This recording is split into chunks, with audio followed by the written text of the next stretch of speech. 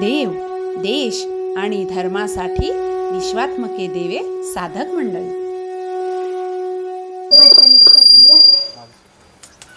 ओम श्रीपाद नमो नमः.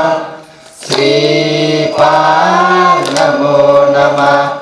जय जय श्रीपाद नमो नमः. सद्गुरु श्रीपाद नमो नमः. ओम श्रीपाद नमो नमः. श्रीपाद नमो नमः. जय जय श्रीपाद नमो नमः. सद्गुरु श्रीपाद नमो नमः. सर्वांना सिद्धांत संग्रहमध्ये बाबांचा विषय आहे श्रवण कौशल्य. मग आता श्रवण म्हणजे काय? श्रवण म्हणजे केवळ आवाज ऐकणे नव्हे, तर त्याचा अर्थ समजून घेणे आणि समजून आचरणात आणणे. आणि कौशल्य म्हणजे काय? कौशल्य म्हणजे कला. कलेचे ज्ञान असणे पुरेसे नाही, तर ते ज्ञान वापरून काम पूर्ण करण्याची कला म्हणजे कौशल्य. कौशल्य विकसित होण्यासाठी श्रवण कौशल्य हे सर्वात श्रेष्ठ कौशल्य आहे. श्रवण कधी होते? जेव्हा दोन व्यक्ती जवळ येतात तेव्हा त्यांच्यात संवाद व प्रतिसंवाद होतो. श्रवणातून मने जोडली जातात आणि तोडली जातात.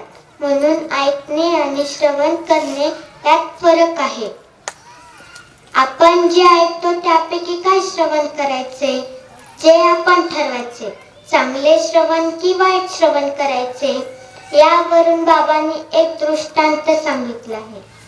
एक दिवस रामदास स्वामींना एक गृहस्थ भरपूर शिव्या देत होता, पण रामदास स्वामी काहीच प्रतिसाद देत नव्हते.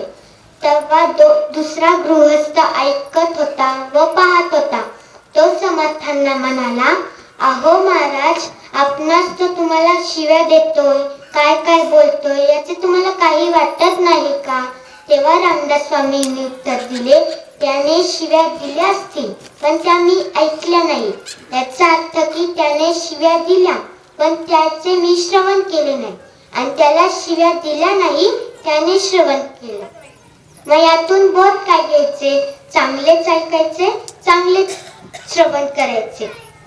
आपच्या सारख्या लहान मुलांना बाबांच्या कृपेने एवढ्या वयातच चांगले श्रवण करायला मिळत आहे. नाहीतर टीव्ही, मोबाईल यावर नको ते पाहून आजकालची मुलं बिघडत चालली आहे. बाबा आम्हाला संस्कृतात आल्यावर सांगतात की मोठ्यांचा आदर करा, आई वडिलांची सेवा करा, देव, देश, धर्मासाठी सेवा करा, गोमातेची सेवा करा, उघड्यावरचे ऐकू नका, पाहू नका, खाऊ नका. बाबा जे ज्ञान देतात ते नुसतं ऐकले पाहिजे का? नाही, तर ते ऐकून श्रवण करून आचरणातही आणले पाहिजे. बाबा म्हणतात की ऐकणारे भरपूर आहेत, परंतु श्रवण करणारे दुर्मिळ आहेत. आपली विश्वात्मके देवे साधक मंडळी नुसती ऐकत नाही तर श्रवण करून आचरणातही आणणारी मंडळी आहेत. हेच खरे श्रवण कौशल्य आहे. जय हरी. वा वा वा.